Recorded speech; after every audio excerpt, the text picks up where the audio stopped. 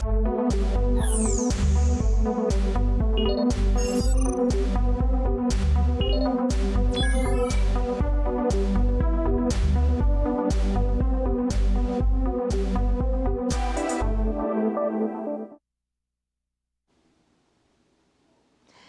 bienvenidas y bienvenidos una vez más a este espacio formativo.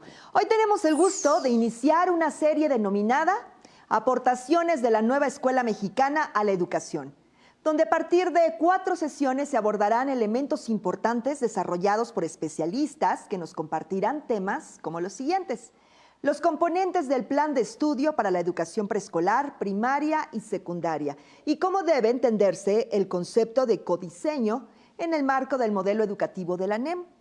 Asimismo, se presentarán cuáles son las premisas pedagógicas y principios éticos contemplados en la NEM, así como los fundamentos que explican la propuesta curricular del modelo educativo mexicano y cómo puede ser su apropiación.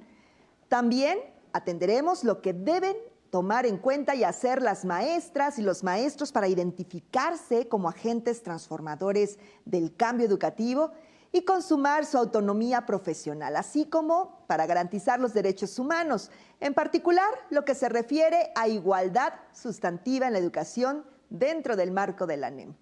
Finalmente, conoceremos algunas metodologías para desarrollar proyectos educativos que se proponen para mejorar los procesos de aprendizaje en la educación básica, los beneficios que tiene el desarrollo de proyectos educativos en el aprendizaje de niñas, niños y adolescentes, en el involucramiento de las familias y en la recuperación de problemáticas propias de los diferentes contextos.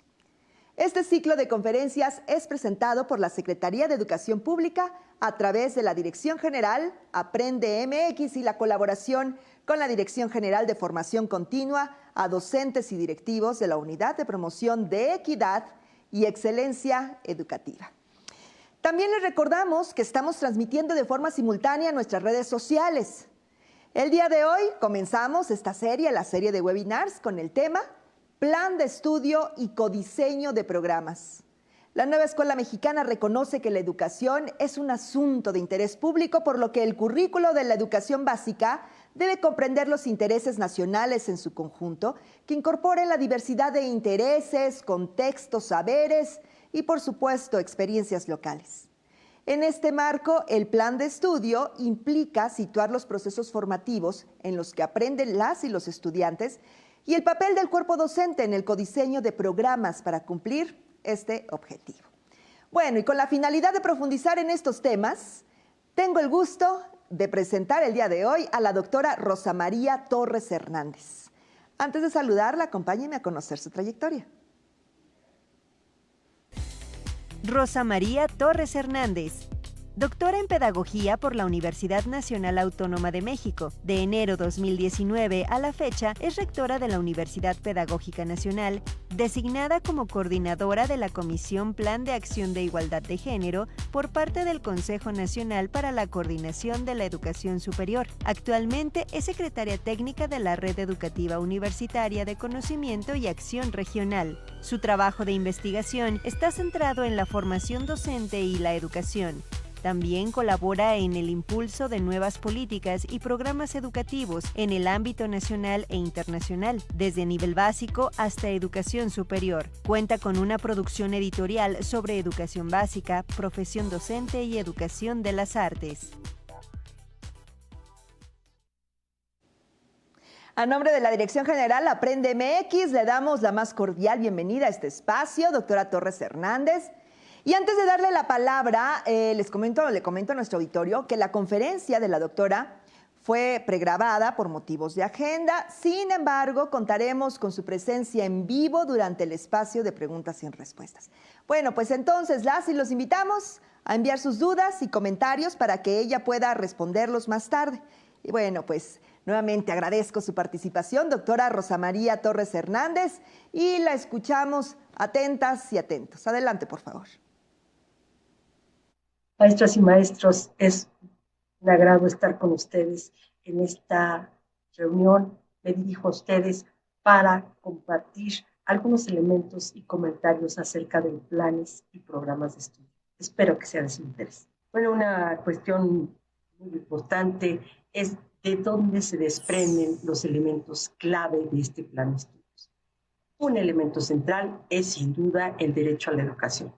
El derecho a la educación reconoce a las niñas, niños y adolescentes como sujetos activos de su propia educación, como sujetos dinámicos en el trabajo de su propia educación. En este sentido, son reconocidos como sujetos de derecho fuera y dentro del espacio escolar, que pueden ejercer con su capacidad e interpretar e incidir en la transformación del mundo que les rodea. En su condición de sujetos de la educación, los estudiantes son capaces de conocerse a ellos mismos y ejercer el derecho al conocimiento, al saber y a todo aquello que puede ser trabajo de conocimiento de la historia, el conocimiento científico, humanístico y de todo orden. En este sentido, para poder también lograr el derecho a la educación, hay necesidad de hacer una valoración del trabajo docente y de su autonomía profesional. Este elemento es central porque los maestros hacen una gran tarea, ustedes hacen una gran tarea en la educación preescolar, primaria y secundaria. Es decir, tienen la posibilidad de hacer un trabajo de emancipación y transformación de la realidad desde los procesos educativos. Sus saberes y sus experiencias contribuyen para el trabajo del currículum, pero desde una autonomía que les permite resignificar los contenidos, establecer formas metodológicas y trabajar con sus estudiantes desde la experiencia y desde el trabajo que ustedes conocen desde hace muchos años como profesionales de la educación. Se trata también de que para garantizar el derecho a la educación haya un currículum integrado a partir de ejes articuladores, campos formativos y fases de aprendizaje que tocaré más adelante para que ustedes puedan ver por dónde ha sido estructurado este nuevo plan de estudio. Un elemento fundamental es el diálogo con las familias. Las familias fueron integradas en la pandemia y no queremos que se vayan de la escuela. ¿Por qué? Porque ahora lo han hecho, no digo que todas, no digo que en todas partes, lo han hecho desde el punto de vista de interés cognitivo. No solamente para las actividades sustantivas, que también es importante, como colaborar con arreglar la escuela, ir a las juntas específicas del grado en el que están sus hijos o sus hijas, pero también ahora lo han hecho para trabajar y entender de qué se trata el proceso de conocimiento en el que han estado sus hijas y sus hijos. Se trata, pues, de una transformación. No es simplemente un cambio, es una transformación que prioriza el interés superior de las niñas y los niños y los jóvenes en todos los momentos de los procesos educativos como sujetos de la educación. También reconoce, y reitero, a los maestros como agentes fundamentales de ese proceso educativo y, por tanto, reconoce en ellos una contribución transformadora y emancipadora que les permite ser sujetos de cambio social. El currículum nacional es visto en esta transformación desde la diversidad, es la unidad desde la diversidad.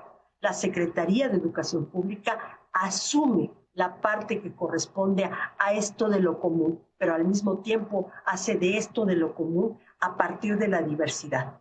El plan de estudios, por lo tanto, no puede ser impuesto.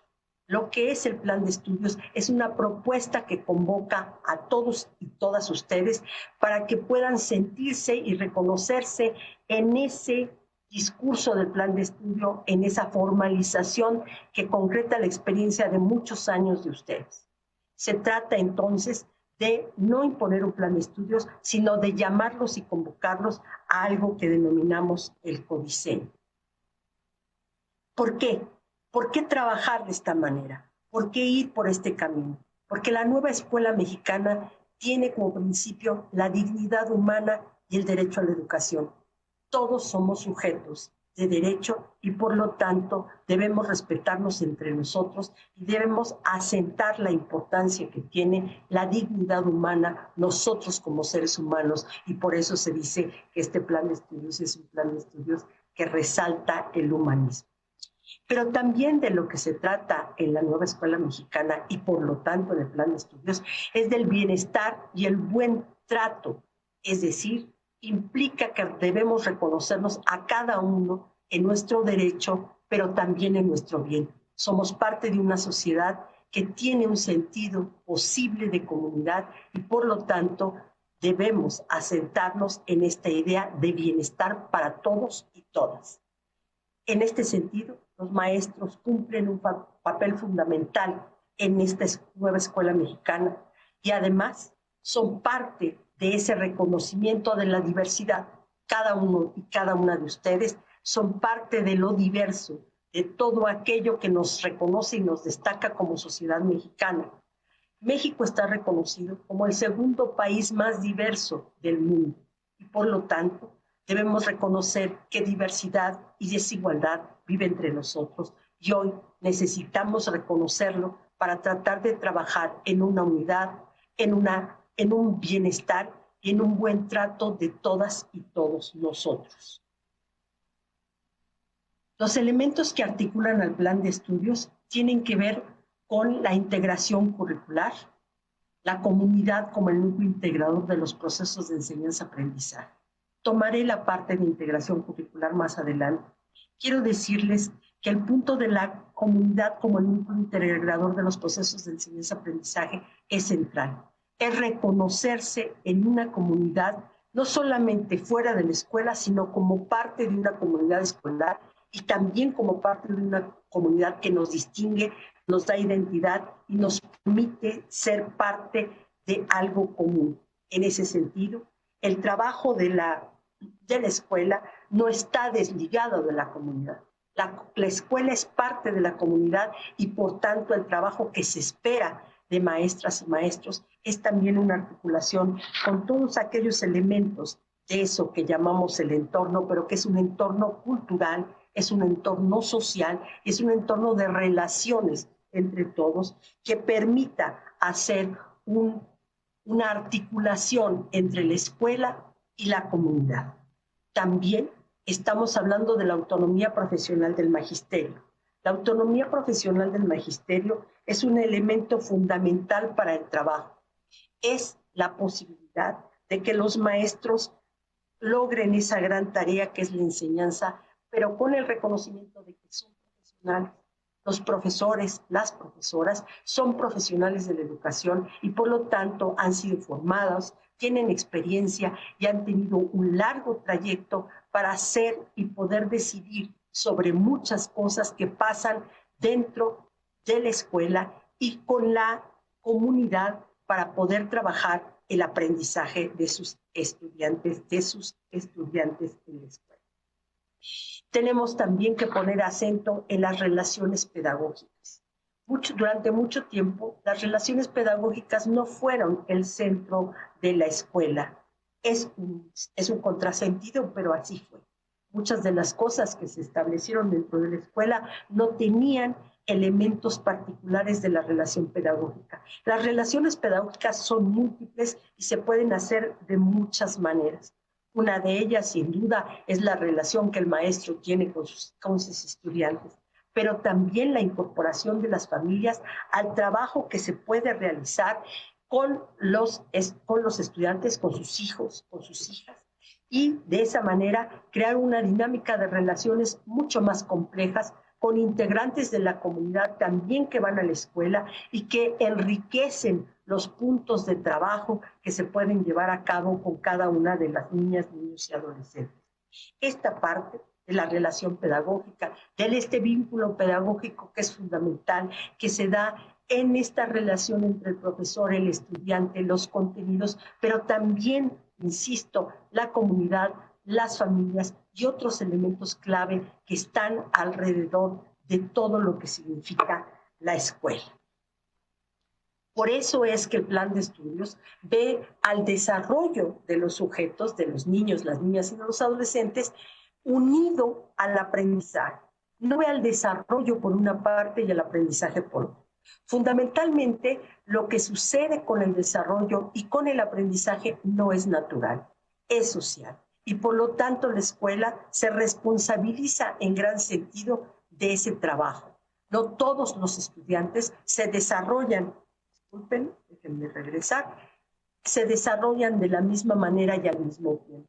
Lo que estamos intentando aquí hacer es entender que el aprendizaje es un proceso histórico y social, y que como proceso histórico y social demanda ciertas condiciones y características, pero que ese aprendizaje no está separado del desarrollo de cada uno de los sujetos como individuos, que tiene también que ver con las condiciones sociales, la diversidad cultural y los lugares y territorios donde esos sujetos viven. En ese sentido, las situaciones de aprendizaje y de enseñanza serán solamente efectivas cuando la interacción entre los contenidos y el proyecto personal de cada uno de los estudiantes tenga sentido. Es decir, cuando hayan logrado un vínculo entre lo que les presenta la escuela, lo que pone a la mesa en la escuela, en lo que le pretende dar sentido la escuela para estos niños y niñas, pero también en lo que es parte de la vida de cada uno de esos niños y niñas para poder hacer un sentido conjunto y que el trabajo que se desarrolla tenga verdaderamente un aprendizaje de carácter significativo y dialógico. Se prioriza, por lo tanto, el desarrollo de los estudiantes en actividades con otras personas diversas, no solamente con ustedes, profesoras y profesores, sino también con los padres de familia, con los tutores, con las madres de familia, con los personajes de la comunidad, con los abuelos, con los tíos, con los hermanos, con todos aquellos que sean fuentes de conocimiento. Hoy hablamos de esto que se denomina un aprendizaje mucho más extendido, que no está remitido solamente a la palabra de los docentes, pero que sí está armado a partir de ese vínculo que el docente permite hacer con la comunidad y con otras personas en diferentes contextos y con significados personales de diferente naturaleza. Por eso esas fuentes de conocimiento no son solo fuentes de conocimiento específica, sino que además son fuentes de identidad, porque cada uno de ellos permite reconocerse en la alteridad. Es justamente porque existen nosotros que vamos reconociéndonos paulatinamente también a nosotros. El aprendizaje, entonces, se relaciona directamente con la evaluación. La evaluación no es un elemento alejado del aprendizaje, no es para la calificación o la certificación. El aprendizaje y la evaluación van articuladas íntimamente porque la evaluación es formativa y debe de serlo porque eso permite el desarrollo del aprendizaje, de un aprendizaje de significación que haga esa interacción entre el contenido y el proyecto personal de los estudiantes. Es así que llegamos a hacer un trabajo que articula de una manera particular la estructura curricular. El perfil de egreso, y aquí me quiero detener en una parte fundamental. El perfil de egreso lo que refleja concretamente son las capacidades humanas. No es solamente un perfil de egreso que establezca las habilidades y conocimientos que deben tener las y los estudiantes. Es un perfil de egreso que pone el acento en aquellas capacidades humanas, aquello que nos hace verdaderamente humanos, eso que nos permite vivir en una sociedad democrática y que nos permite a su vez ser ciudadanos.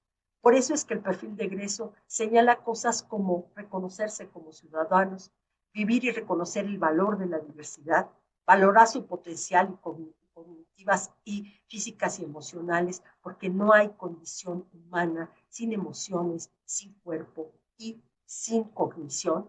Desarrollar una forma de pensar propia que es fundamental y trabajar y percibirse a sí mismos como parte de la naturaleza, porque sí es verdad que somos humanos, pero si entendemos que el perfil lo que recupera son las capacidades humanas, entendemos que la capacidad humana se establece en tanto nosotros somos parte también de la naturaleza y hacemos parte de ella. Es decir, el cuidado del mundo, el cuidado de la naturaleza es fundamental para nosotros como humanos porque como especie también podemos correr el riesgo de desaparición como lo puede tener cualquier otra especie.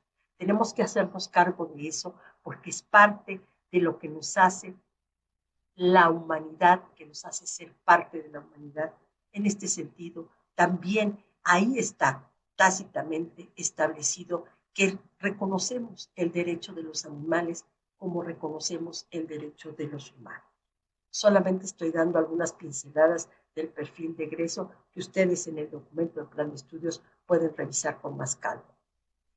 Este perfil de egreso se vincula claramente y se relaciona de manera directa, es decir, estas capacidades humanas se reafirman en los ejes articuladores, en el eje de inclusión, pensamiento crítico, interculturalidad crítica, igualdad de género, vida saludable, apropiación de las culturas a través de la lectura y la escritura, las artes y las experiencias estéticas. Estos ejes articuladores lo que hacen es concretar de manera mucho más específica, porque son ejes que permiten y van a atravesar completamente al plan de estudio y permiten traer las capacidades humanas a otra dimensión distinta que tiene que ver con esto que llamamos interculturalidad crítica o igualdad de género. Cada uno de estos elementos tendrá que aparecer en algún momento en los planes y en los programas de estudio.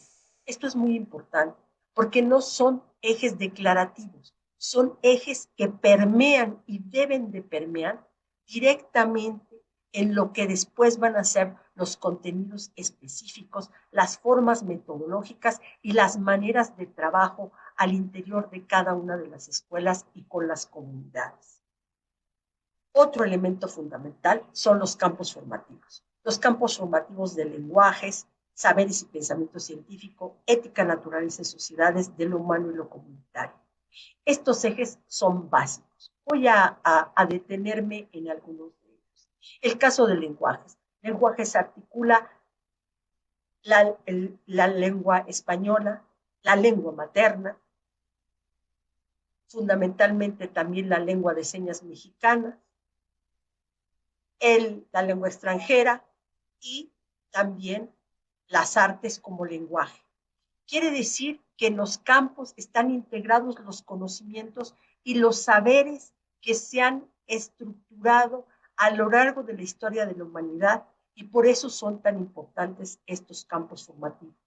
En saberes y pensamiento científico tenemos sin duda las matemáticas y las ciencias naturales fundamentalmente.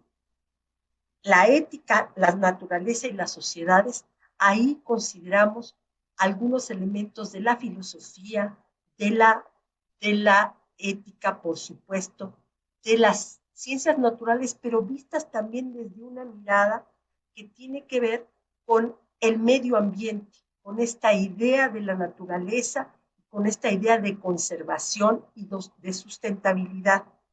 También la idea de sociedad, algunos elementos básicos de geografía, elementos fundamentales que tienen que ver con todo aquello que tiene que ver con el mundo social que nos rodea.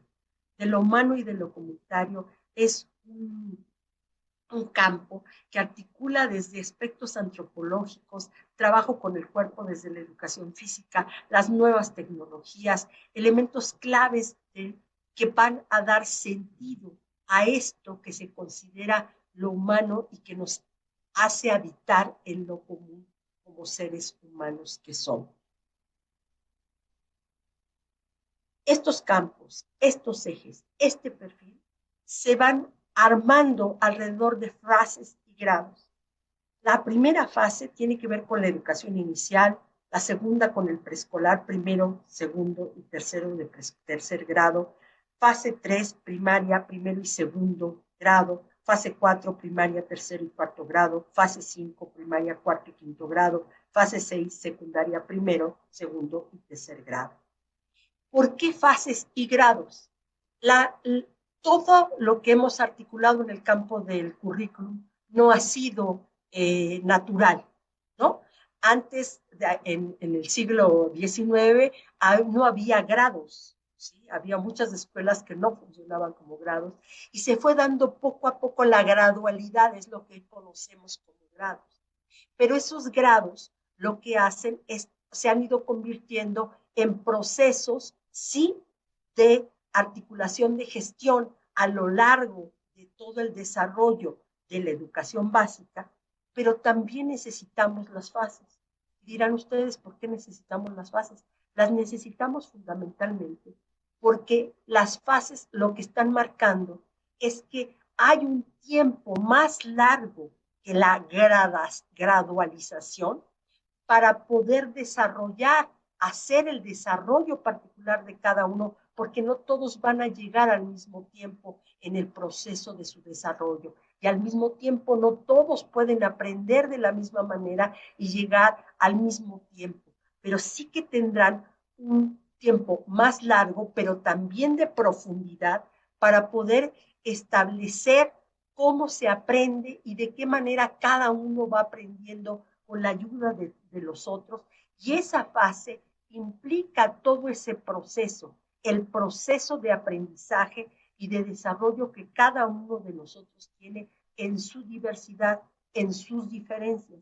Y por lo tanto, no es atribuible solamente a la graduación que se ha ido marcando por los diferentes grados escolares, sino también a fases más amplias de aprendizaje, a momentos más extensos de desarrollo. Podemos también plantear que el plan de estudios lo que está proponiendo es la no imposición del plan de estudios. Es como cada uno de ustedes se apropia de ese plan de estudios, lo hace suyo y por lo tanto lo resignifica en el día a día de la escuela. Por eso, el plan de estudios propone nuevas claves de relación en su concepción y hace un proceso, propone un proceso de construcción participativa. Es decir, el plan de estudios es un punto de arranque, pero no es un modelo a seguir paso a paso. Es un trabajo de construcción que se debe seguir en todas las escuelas, en todas las aulas y en todas las comunidades que existen en México. En ese sentido, el codiseño lo que plantea es atender el carácter regional, local y contextual, situacional de los procesos de enseñanza-aprendizaje en donde se ubican niños, niñas y adolescentes, pero también profesoras y profesores. Es decir, no es lo mismo trabajar un determinado contenido en la sierra que en el desierto, que en el trabajo territorial cultural más complejo, de acuerdo a las costumbres y actividades que se llevan en ese lugar. En ese sentido, el codiseño contempla entonces que el colectivo docente de cada escuela delibere, construya, plantee, reflexione sobre los contenidos y las metodologías que serán necesarias para realizar lo que nosotros denominamos los programas analíticos. Lo que ustedes recibirán son los programas sintéticos, pero esos programas sintéticos solamente son una pauta para ir trabajando los contenidos y los procesos de aprendizaje a lo largo del grado y la fase. Pero ustedes serán los responsables de hacer los programas analíticos que les permitirán territorializar, especificar, contextualizar, hacerse cargo de la realidad en la que ustedes están viviendo para desarrollar el programa que a ustedes más convenga. Fomentar la participación activa de niños y niñas y adolescentes es fundamental. La construcción, el codiseño, no es solamente la participación de los docentes, es también preguntarles a los estudiantes cuáles son sus necesidades, cuáles son sus expectativas, qué tipo de dinámicas son las que les interesan, qué tipo de temas son los que les producen mayor interés, pero también que les producen mayores posibilidades de saber. En este sentido, los estudiantes, las niñas y los niños son fundamentales para el trabajo de codiseño. Los programas sintéticos, que serán los que la Secretaría de Educación Pública establecerá, son programas dialógicos, no son programas que simplemente lleguen y se tengan que seguir uno a uno. Son programas dialógicos en el sentido de que son una síntesis, un reordenamiento y ordenación de los contenidos. Algunos les llaman contenidos culturalmente significativos o socialmente significativos, o otros les llaman contenidos comunes. Pero lo importante es que son aquellos contenidos que la Secretaría de Educación Pública se hace cargo como parte de lo que la sociedad debe conocer desde el punto de vista científico, humanístico, artístico, literario, en todo su amplio sentido de la palabra. Estos programas sintéticos son los elementos, contienen elementos que integran y están encaminados a objetos de conocimiento. Lo que está construido en estos programas sintéticos son objetos de conocimientos para ustedes, para que ustedes puedan trabajarlos y retrabajarlos junto con sus alumnos, junto con sus compañeros de trabajo, con los directores, con los supervisores, con todos aquellos que pueden participar en este trabajo de construcción de los programas. Despliegan elementos y organizan el qué, hasta qué punto y cómo se puede enseñar y aprender esos objetos de conocimiento. Ahí están en esos programas. No son necesariamente de carácter estrictamente prescriptivo en la medida que que ustedes deben contextualizarlos. Un mismo programa no será de la misma manera. Ya se han dado muchos ejemplos sobre esto, pero yo quiero reiterar alguno. Si ustedes no hacen unas preguntas generadoras y a partir de esas preguntas generadoras ustedes establecen su programa analítico, esas preguntas generadoras tendrán que ver con el contexto en el cual ustedes se desarrollan, el tipo de preguntas que los niños tienen, el tipo de expectativas que los niños tienen, pero también el tipo de comunidad en la cual ustedes viven. La territorialización en ese sentido no es solamente de carácter geográfico, sino cultural en su más amplio sentido de la palabra. Es ahí en la cultura donde cada uno de ustedes puede encontrar temas sustantivos que sean clave para desarrollar el aprendizaje de las niñas y los niños.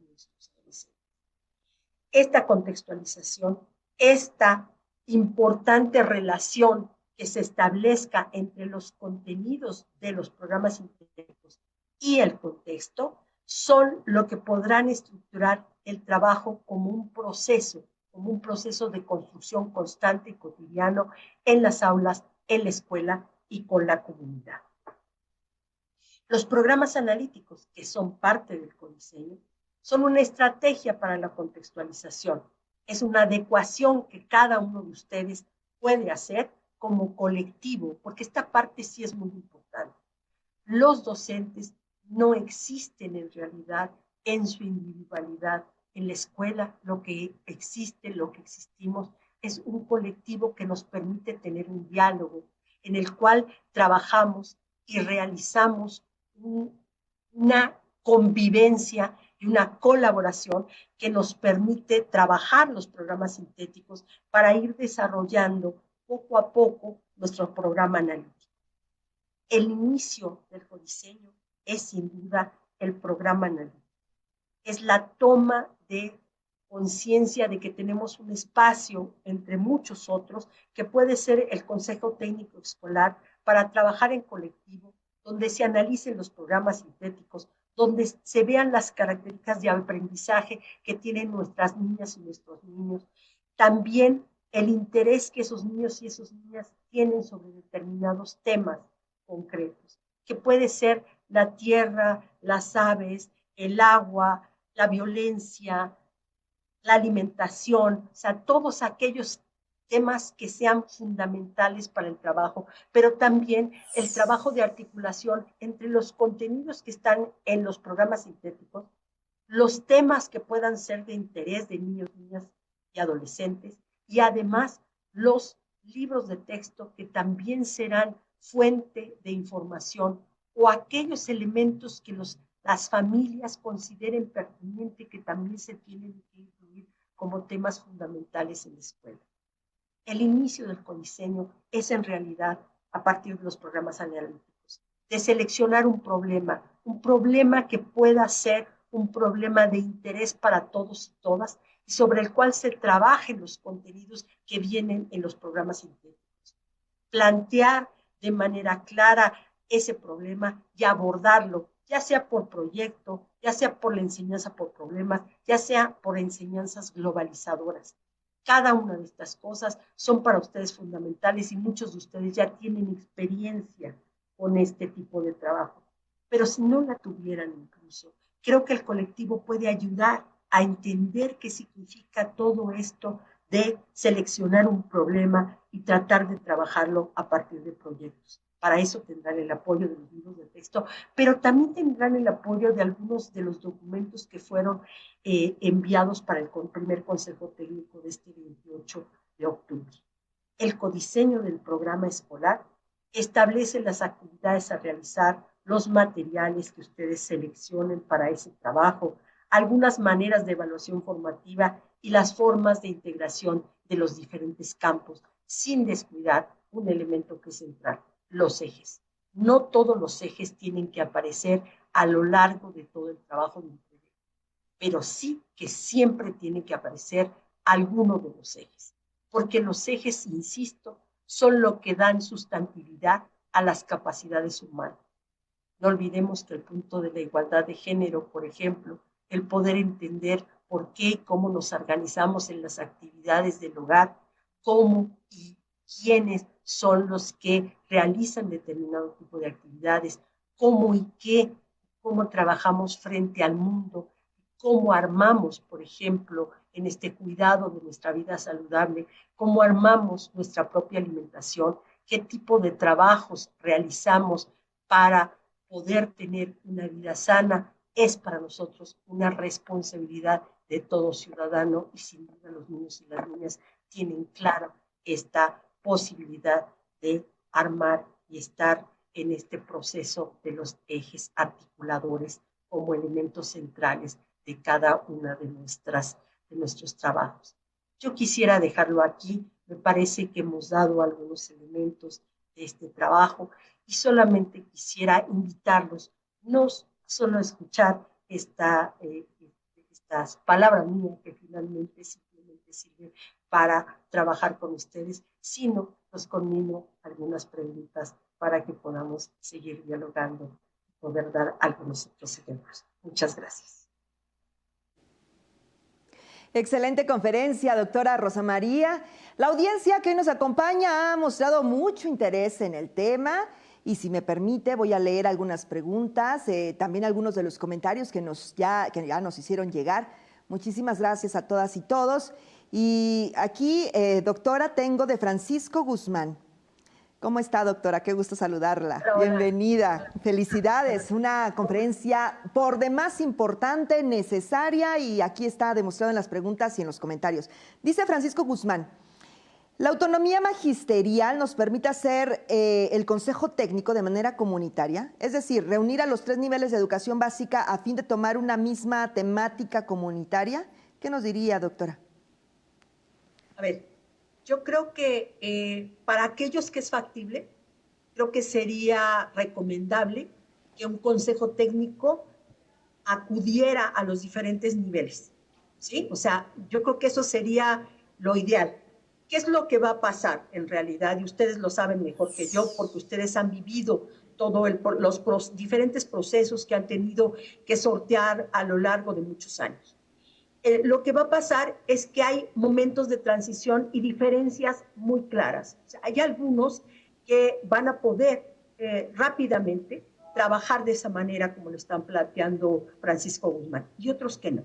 Otros que van a tener que hacer primero del Consejo Técnico un espacio verdaderamente colectivo de trabajo donde se empiecen a plantear y a replantear las contextualizaciones, lo que ustedes después, algunos lo han trabajado más como planeación didáctica, todo eso va a tener sus ritmos diferentes para cada consejo técnico.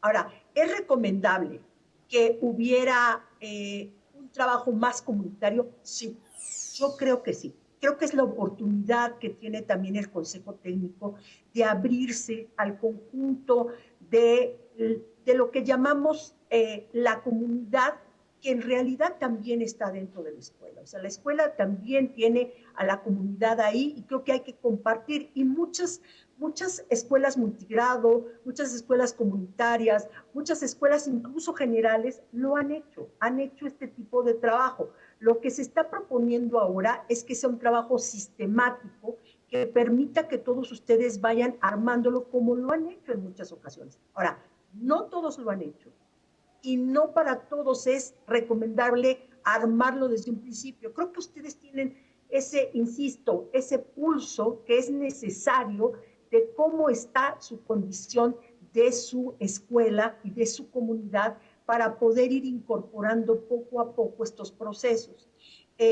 Sí creo que el Consejo Técnico es un espacio para abrirse a lo comunitario y para trabajar de manera distinta. Eso sí estoy convencida de ello y creo que por eso se dice que la comunidad es un núcleo del currículum, precisamente por eso, porque cada uno lo irá trabajando como núcleo de manera distinta, no podrá ser igual. Y creo que esto es lo que también llamamos la unidad en la diversidad. No todas las escuelas son iguales, no todos tienen la misma relación con la comunidad. Es más, en algunos casos la relación con la comunidad está poco perdida o distanciada, lo cual no quiere decir que no se pueda recuperar y que no se pueda volver a armar. Lo que quiere decir es que hay que hacer un trabajo de más tiempo, con más dedicación, con más cosas más específicas que cada escuela tiene que hacer.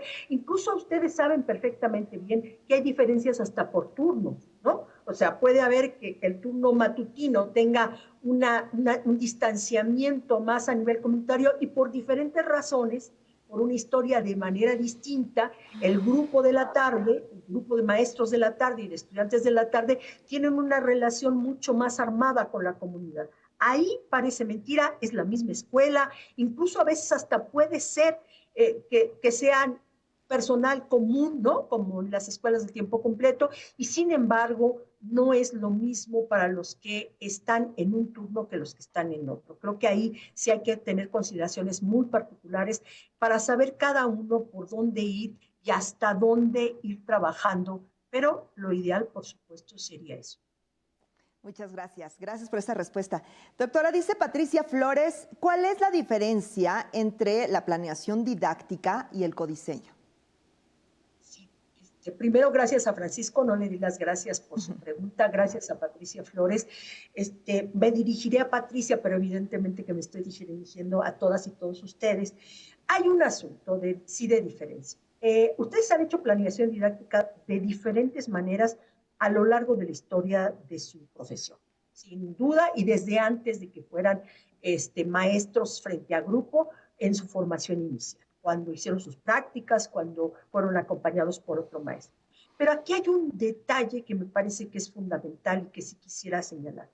El codiseño apuesta a que el currículum se construye en colectivo, no solamente porque el maestro haga su planeación didáctica, sino porque el colectivo, tanto docente de una escuela como de varias escuelas, como de una región, como de una localidad, puede tener comunicación entre ellos y pueden trabajar de manera más conjunta hacia ver cómo van a contextualizar en esa particularidad con esos alumnos que tienen y con esas familias que los acompañan. ¿Sí? Y eso es distinto, porque ahí la idea de currículum, ustedes saben perfectamente, no se los tengo que decir yo, la idea de currículum tiene que ver fundamentalmente con dos dimensiones. Una que es el nivel de la intención, donde están los planes, los programas, los materiales, pero otra con lo que es la realidad práctica, el todos los días de las aulas, el trabajo que se tiene cotidianamente. En ese trabajo cotidiano, hay una apuesta por parte de la propuesta, que yo la mencionaré como una propuesta de carácter simbólico, que es el plan de estudio, y también los programas, que es, la apuesta es a que están en construcción, que hay algo que todavía no está totalmente armado, y no porque no se pudiera armar, porque, o sea, sugerencias didácticas podemos dar muchísimas, pero cada uno de ustedes conoce la particularidad de sus estudiantes, conoce su contexto y sabe cómo ir articulando eso. A eso es a lo que sí le llamamos codiseño, al trabajo que se hace a partir de la propuesta curricular para terminar de construirla como parte del currículum y armar una propuesta particular que tiene que ver con la condición específica en la que ustedes están trabajando. De tal manera que lo que están viviendo los estudiantes sea incorporado al trabajo cotidiano de los docentes, de tal manera que lo que ustedes saben, sus saberes también entren en juego, pero los saberes de la comunidad también. Claro, estamos perfectamente claros que hay unos contenidos que la Secretaría de Educación Pública establece y a los cuales no renuncia. No puede renunciar por una razón, porque selecciona aquellos contenidos culturalmente importantes o socialmente significativos, aquellos que cree que todos los mexicanos por derecho tienen que tener y tienen que tener acceso a él. Pero luego también en el currículum, tal como ustedes lo ven, se dice es un currículum deliberativo. Es un currículum donde estamos deliberando todas las cosas y estamos planteándonos, ¿qué es esto del saber científico? ¿Qué es esto del saber artístico? ¿Cómo se juega el saber artístico para los intereses de los niños y las niñas? ¿Sí? A lo mejor los niños y las niñas quieren hablar sobre la violencia que existe en la sociedad. Y ese asunto, aunque venga referido en los programas, habrá que contextualizarlo en cada lugar dependiendo de cómo se esté manifestando o crean los estudiantes que se está manifestando en esa localidad en específico. Y habrá que poner esa deliberación una y otra vez en actividades, en materiales, en trabajo específico del cual ustedes saben mucho y tienen muchas referencias. En ese sentido, aunque ustedes hayan hecho planeación didáctica, que la han hecho, ustedes lo que hacen es retomar de alguna manera de ciertas orientaciones y colocarlas de una manera, y por supuesto que han tomado en cuenta las necesidades de los niños, y por supuesto que han hecho diagnóstico, y por supuesto que toman en cuenta cuál es la situación del entorno. Pero aquí de lo que estamos hablando es de un asunto muy interesante.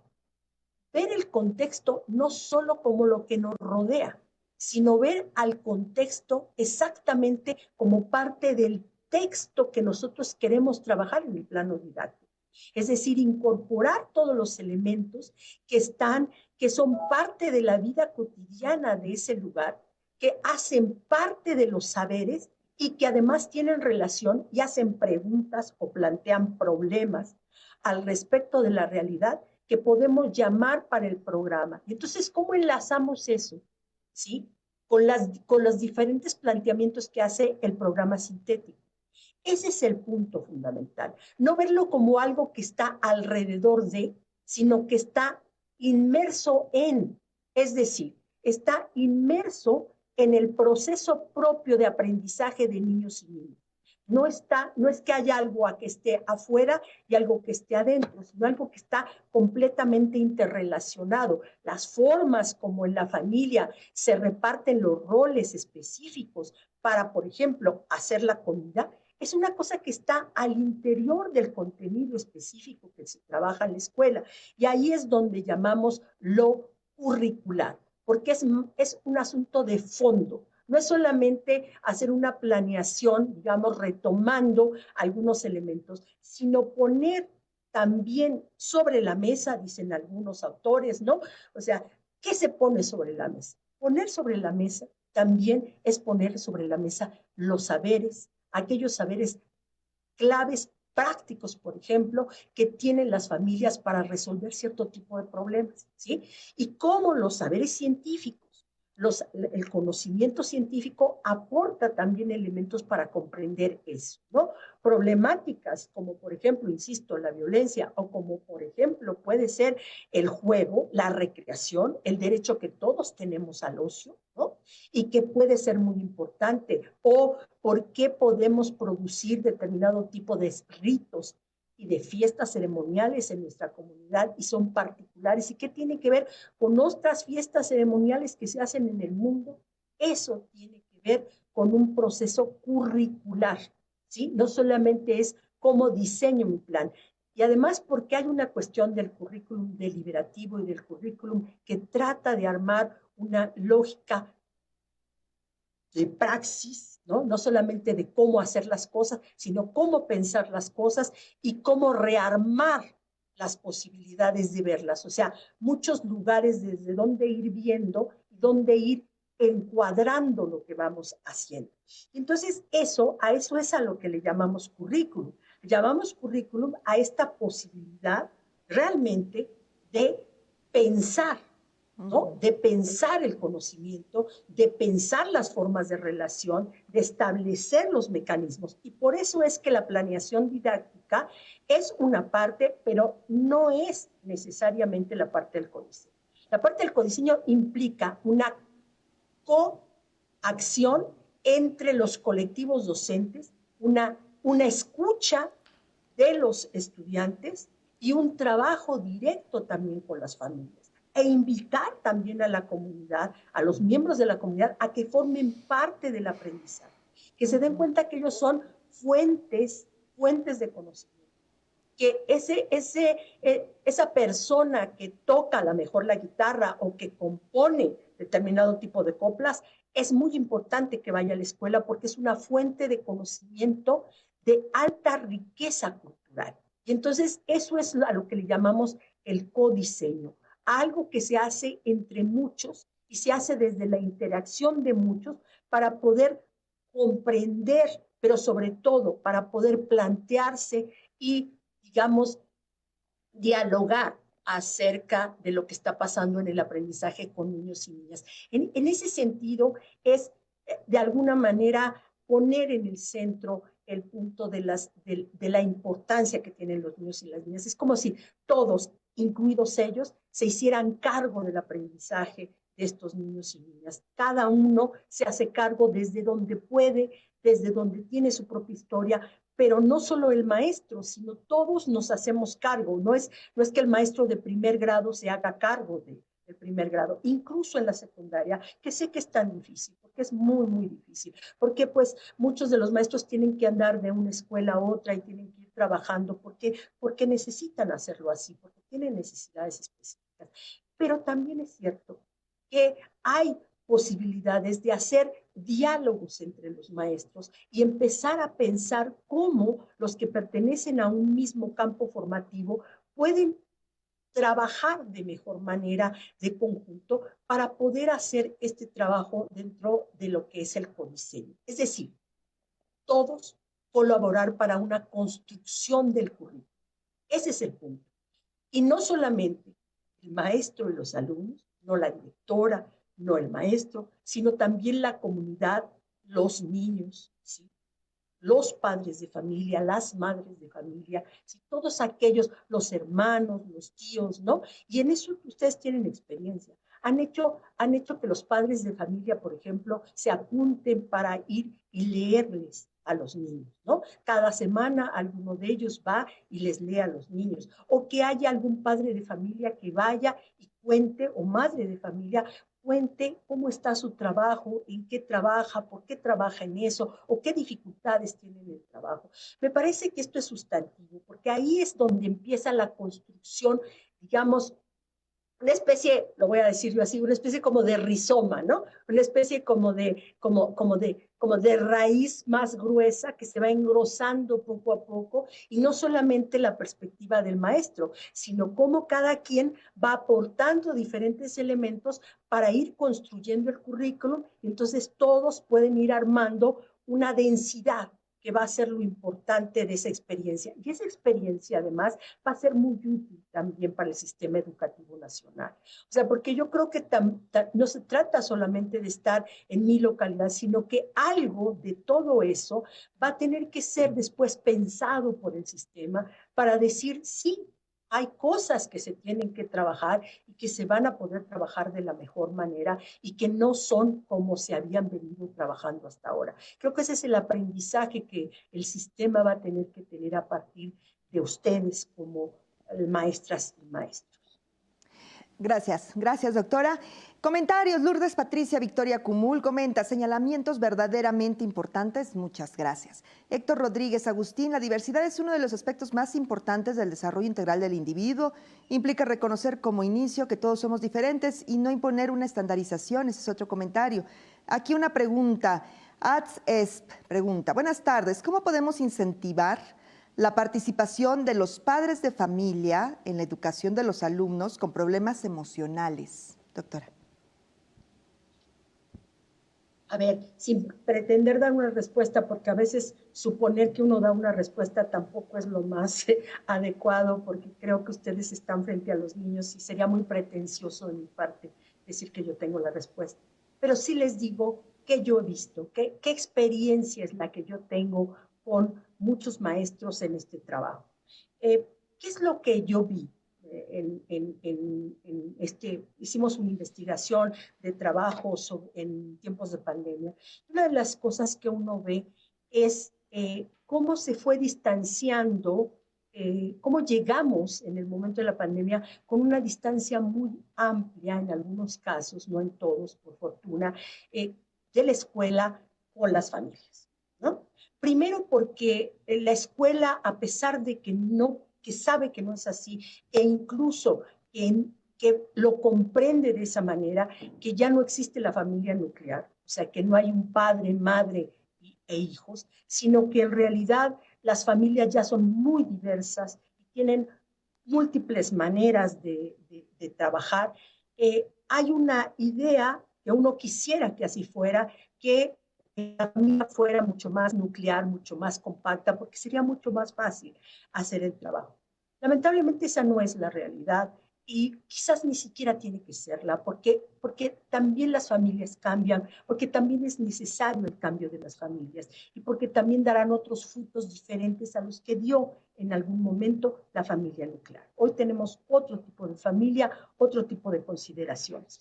¿Qué tenemos entonces? Teníamos en algunos lugares distanciamientos con la familia. ¿Por qué? Porque los maestros y las escuelas eh, hacían llamados a la familia, que no es que esté mal, o sea, no lo estoy criticando, estoy describiendo cuál es la situación, para arreglar la escuela, para entregar las boletas, para dar un reporte en el caso de que esos niños estuvieran en problemas, pero poco acercamiento tenían las familias al proceso cognitivo, al proceso de conocimiento que sus hijos tienen que desarrollar en el aprendizaje.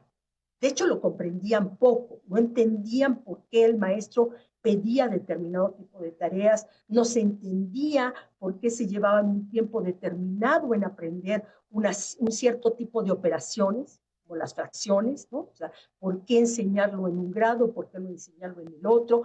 ¿Por qué trabajar de esa manera? ¿Por qué preparar con tanto tiempo los niños de preescolar? ¿Cómo organizar todo el orden simbólico necesario para que puedan acceder a la lectoescritura, ¿no? Y que a veces parece que no está pasando eso, pero claro que está pasando. Los maestros están trabajando, las maestras están trabajando para ir preparando a los niños con muchos elementos para poder llegar tanto al pensamiento matemático como a la lectoescritura. Y eso era una cosa que para los padres de familia les quedaba extremadamente distante. Era algo de lo cual los profesores se tenían que acercar. ¿Qué pasó? Que entonces la escuela empezó un poco, en muchos casos, a estigmatizar a los padres como sujetos que no podían apoyar a sus hijos, ¿no? Porque no tenían los elementos, cosa que además en muchos casos es cierto, ¿no? Las madres de familia en muchas ocasiones han llegado a terminar la primaria, han terminado la secundaria, ¿no? No todas han tenido profesiones, ni tampoco los padres de familia. Pero hay un saber que no se aprovecha a los padres de familia y la escuela tiene que entrar en esa dinámica y ahora se dio cuenta. Voy a poner el caso de una madre de familia durante la pandemia que me parece muy importante. La maestra, dentro de su afán de trabajar lo mejor posible, tampoco lo estoy poniendo como ejemplo, simplemente estoy diciendo que eso sucedió, ¿sí? Le pidió a la madre de familia que hiciera los rincones en preescolar, ¿sí? Y entonces ella los hizo en toda la casa, o sea, trabajó. ¿Vale? Entonces, ella, la madre de familia, lo que manifiesta en la entrevista, es decir, dice, yo no me había dado cuenta del trabajo que implica, de la diferencia de tener un rincón de lectura, un rincón de juego. No entendía yo qué proceso había en el trabajo de los niños para poder distinguir un espacio del otro, qué pueden hacer en uno, qué se aprovecha de uno y qué se aprovecha del otro. Este trabajo que parece tan simple, que es tan sencillo para muchas de ustedes porque lo saben hacer y porque lo han hecho toda su vida, para las madres y los padres de familia, o para los tíos, o para los primos, o para los hermanos, o para las abuelitas. Es un descubrimiento cognitivo, aunque no lo puedan referir así, aunque evidentemente no van a decir, oh, he descubierto algo cognitivo. Pero lo que sí saben es que eso ayudó a sus hijos a estructurarse en un momento tan difícil y tan desestructurante como fue la pandemia, que algunos lo comparan con los traumas de guerra, ¿no? Entonces, no solamente ayudó a la parte, digamos, cognitiva. Cuando digo cognitivo no me refiero solamente al trabajo con el conocimiento. Decía Dewey una cosa muy importante. Decía, la emoción, el afecto, es el cemento con el cual se pega el aprendizaje. No hay aprendizaje sin posibilidades emocionales y afectivas.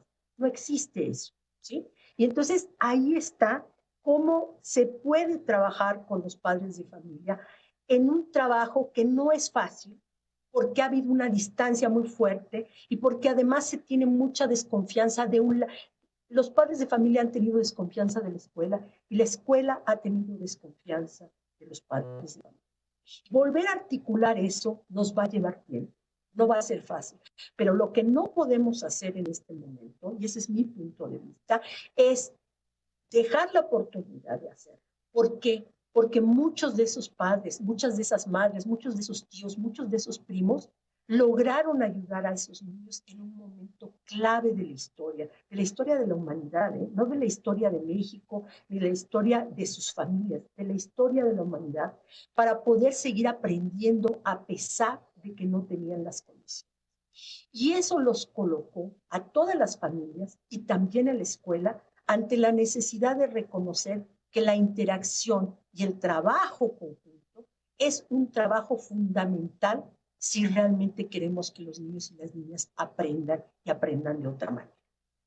En ese sentido, ¿cómo trabajar con esos niños que además tienen y que seguramente nos iremos enterando? Parece mentira, pero todavía no hemos visto claramente qué fue, cuáles son los efectos, digamos, cuál es la irradiación de la pandemia. En realidad apenas estamos entrando en eso y entramos con este cambio que creo que nos permitirá también, digamos, adentrarnos a cierto tipo de situaciones que quizás en otro momento no hubiéramos podido hacer. Entonces, ¿cómo, desde mi punto de vista, hay que convocar a las familias, pero no convocarlas, a lo mejor al principio hay que hacerlo para ciertas tareas y seguirlo haciendo porque la escuela los necesita para eso. Pero también hay que convocarlos a que planteen cuáles son los problemas específicos que creen que se pueden analizar en la escuela o qué participación pueden tener en un proyecto escolar o qué participación pueden tener en un proyecto de aula o qué participación pueden tener en un proyecto comunitario, cómo pueden apoyar al aprendizaje y cómo pueden trabajar con esos niños o con otros niños que incluso no sean del grupo en el que están sus hijos. ¿Va a ser fácil? No. Yo no tengo que decirles eso, no es fácil, pero creo que hay algo que nos hermana, o sea, a maestros y a padres de familia, nos hace hermanos de inquietud, digo yo, ¿no? Bueno, en realidad lo decía Dewey, decía, los que somos hermanos de inquietud sabemos la importancia de la hermandad, y es decir, esa inquietud que tenemos es nuestra preocupación por esos niños, es entender que esos niños tienen derecho a ser sujetos escuchados, a ser sujetos activos, a poder aprender todo lo que ellos quieran aprender, ¿no? Entonces, en ese sentido, estos chicos que están pasando por situaciones complicadas, porque hay muchos que están pasando por situaciones complicadas, pueden ser acercados y por eso los ejes, yo voy a mencionar esto, los ejes articuladores son claves. No basta trabajar con los campos. Hay que trabajar con los ejes articuladores para subsumirlos en el campo formativo, de tal suerte que, por ejemplo, artes y experiencias estéticas es fundamental para trabajar esto con las familias.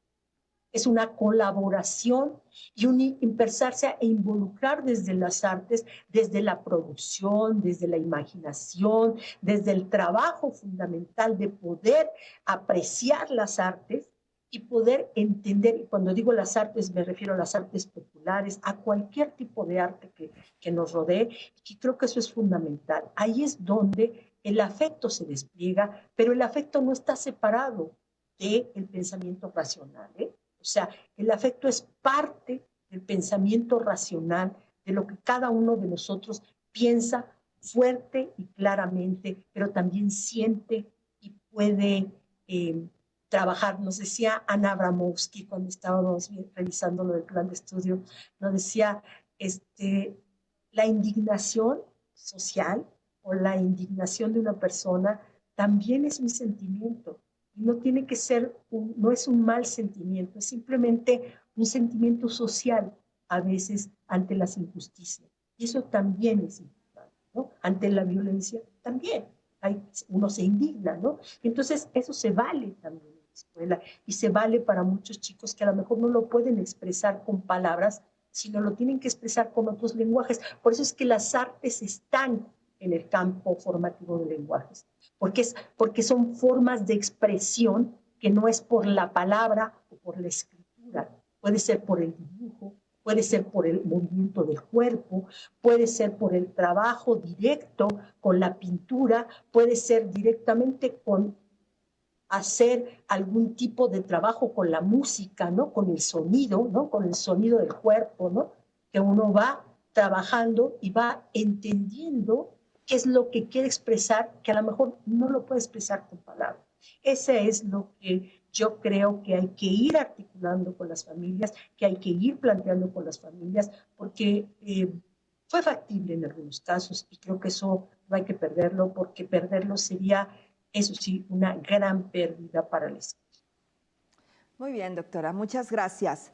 Comentarios, María del Carmen Hernández. Cada centro de trabajo tiene su propia cultura organizacional que nos hace únicos, autónomos y con la capacidad de generar ambientes de aprendizaje de acuerdo al contexto de los alumnos.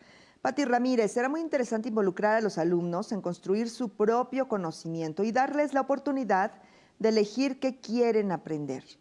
Esta pregunta es de Margar. ¿Existen documentos que apoyen el conocimiento para la puesta en práctica de las estrategias para el trabajo en la parte analítica? Sí, está el trabajo muy conocido de didáctica y currículum de Ángel Díaz Barriga, donde habla del programa analítico y el programa sintético. Pero si ustedes, hay otros trabajos, ¿no? Como el del currículum integrado, claro que está pensado, tomen en cuenta que los problemas, y en eso también están haciendo ustedes, digamos, punta de lanza para países latinoamericanos, no que en otros lugares no se haya hecho, sino que ustedes están trabajando cierto tipo de formas metodológicas clave que se han trabajado en muchos lugares, pero de manera muy acotada, ¿no? O sea, en lugares muy pequeños o en situaciones muy específicas. Aquí estamos hablando del sistema educativo nacional y de todos los niveles de la educación básica. Estamos hablando de algo realmente fuerte, complejo, pero muy esperanzador para el tipo de trabajo.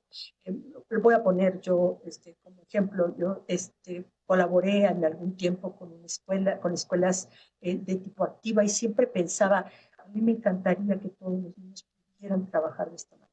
Me encantaría que trabajaran por proyectos, que pudieran trabajar los de quinto con los de sexto grado conjuntos, que fueran los cantantes de la comunidad y pudieran entrar, que trabajaran algunos calendarios de acuerdo a la siembra, ¿no? Que se hicieran trabajos de hacer pequeños escritos que se publican en pequeños cuadernillos y que se reparten por toda la escuela, o que bien trabajaran en algún tipo de proyecto más de apoyo a las comunidades, haciendo alguna biblioteca, trabajando con cierto tipo de procesos. Creo que esta es una oportunidad y pueden tenerlo ustedes en el trabajo de Jorge Torres, en el trabajo de los métodos globalizados. Hay varios textos que creo que podrían serles útiles. Creo que no está por demás que Formación Continua pues mande listado, digamos, de trabajos, pero también los tienen en el plan de estudios. En el plan de estudios están referidos todos estos documentos en los cuales se basó y también para hacer los programas. Claro que esto tiene una especificidad. Son referentes, pero no son una copia fiel de ese trabajo, porque lo que sí es cierto es que también, como alguien lo dijo ahora comentando, no recuerdo su nombre, discúlpeme, cada escuela crea una cultura y rearma las posibilidades de lo que se está planteando.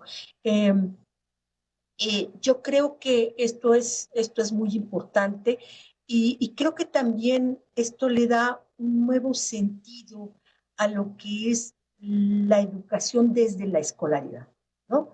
O sea, la educación desde la escolaridad, hay otros tipos de educación que no están desde la escuela y que también son muy importantes, pero el trabajo de la escuela vino como a agarrar un segundo aire, ¿no? Después de la pandemia.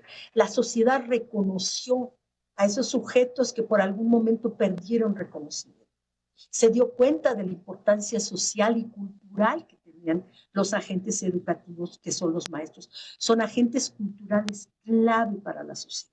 Y entonces, ese reconocimiento, ese plano importante como transmisores de la cultura, como elementos centrales para las nuevas generaciones, como los que dan, ¿no?, todo su tiempo y todo su esfuerzo profesional, que son profesionales de pe a pa, porque lo son, ¿no?, que están dispuestos a hacer un trabajo fundamental para estas nuevas generaciones, de alguna u otra manera, lo que están haciendo es colocar a la escuela de manera distinta, trabajarlo de manera distinta. Y eso creo que tiene que ver con esto de qué documentos pueden apoyarlos a ustedes. Se me ocurren estos, pero les pongo otro que tal vez Caminoli, que es una autora que trabaja fundamentalmente, que es esto de la didáctica, la importancia de los diferentes enfoques didácticos que se pueden promover, la idea de que no hay un solo método didáctico, sino que hay un cúmulo de posibilidades y que además ese cúmulo de posibilidades se tiene que ir articulando de acuerdo a la trayectoria que van teniendo los contenidos, las diferentes disciplinas, cómo hay sugerencias problematizadoras diferentes dependiendo de la región, la territorialización, que es fundamental, ¿no?, que no es solamente el lugar geográfico, sino que es la importancia de lo cultural puesto al servicio de todos nosotros, puestos ahí ante nosotros, ¿no? Este diseño de actividades didácticas que es el programa analítico, pero que también son elementos que van reconstruyendo al objeto de aprendizaje, que lo van poniendo de otra manera, que lo van trabajando de otra forma, ¿no? De tal manera que a lo mejor en algún lugar, como es en todos los lugares que ustedes tienen, se les ocurrirá trabajar de una determinada manera, por ejemplo, por decir algo, ¿no?, esto que viene en ética, naturaleza y sociedades. En ética y naturaleza y sociedades viene un apartado que dice: los seres humanos somos animales, pertenecemos a la naturaleza. No es que seamos dueños de la naturaleza, es que somos parte de la naturaleza, pero nuestra humanidad, nuestro carácter de humanos, nos coloca ante la posibilidad de cuidar a la naturaleza, de poder cuidar este mundo, así como también de destruir. Y en ese sentido, esa es nuestra responsabilidad como parte de la naturaleza. La humanidad tiene esa responsabilidad y eso es lo que está en el programa sintético. Pero cómo cada uno de ustedes va a hablar, por ejemplo, de si se pueden tener mascotas en los condominios, ¿no? O si los padres no están de acuerdo con que se tengan mascotas. O cómo se va a hablar de que en las grandes ciudades ya se está pensando en el derecho que tienen los animales, mientras que en el campo se trabajan otras situaciones absolutamente distintas. O cómo es que se vive en convivencia con los animales en un lugar y cómo se vive en otro totalmente distinto. Ese es un asunto que es la contextualización y es el trabajo de los programas analíticos. ¿Qué actividad se va a desarrollar ahí? Depende mucho de cómo va a ser el manejo de estos contenidos significativos socialmente, pero que son diferentes para cada cultura y que se tienen que ir problematizando de manera distinta y se tienen que ir trabajando de forma diferente, de acuerdo al nivel, de acuerdo a la fase, de acuerdo a la escuela, de acuerdo al grado, de acuerdo al turno. Es decir, esta diversidad que es una riqueza, que es lo que nos permite reconocernos en esto que es ser ciudadanos mexicanos y al mismo tiempo mantener nuestras diferencias como algo básico para la escuela y para el aprendizaje. Porque el punto aquí es que los niños pueden reconocer en todo ese universo fuentes de conocimiento que les permiten ir apropiándose de la manera más, digamos, lúdica, placentera, de buen trabajo, ¿no? De buena acción, dirían algunos, ¿no? O diría, o diría Freire, ¿no? O sea, por eso es la transformación, porque es educar para transformar, ¿no? O sea, por eso, porque se puede ser transformador, creando preguntas generadoras, creando periódicos murales, creando, como decía Freinet, algún periodiquito que nos permita transmitir cierto tipo de ideas, entender lo que piensa el otro. Ese es digamos, el gran elemento. Freinet, por ejemplo, habrá que leer, habrá que volverlo a leer, ¿no? O la pedagogía como esperanza de Freire, que parece que no está diciendo algo didáctico, pero claro que lo está diciendo. Claro que está diciendo algo didáctico en el momento que dice las preguntas, ¿de dónde surge la pregunta generadora? No es una metodología en sentido estricto, es una gran concepción de lo cultural y de la escucha del otro, de saber por qué el otro plantea esa pregunta que yo no puedo plantear porque pertenezco a otro ámbito distinto, ¿no? Entonces, creo que yo creo que la parte teórica es muy importante. Algunos consideran que es más importante la parte práctica. Yo digo que no existe práctica sin teoría ni teoría sin práctica y que hay que acercarse. Y yo conozco a muchos maestros que justamente lo que hacen es acercarse muy fuertemente a los asuntos teóricos para poder tensar a la práctica, ver a dónde y cómo pueden ir relacionando una cosa con la otra. Creo que valdrá la pena, si ustedes me lo permiten, yo lo voy a hablar con la gente de formación continua para hacer una lista que insisto que ya está mucho de ello en el propio plan de estudios. Gracias, Marta. Muchísimas gracias, doctora.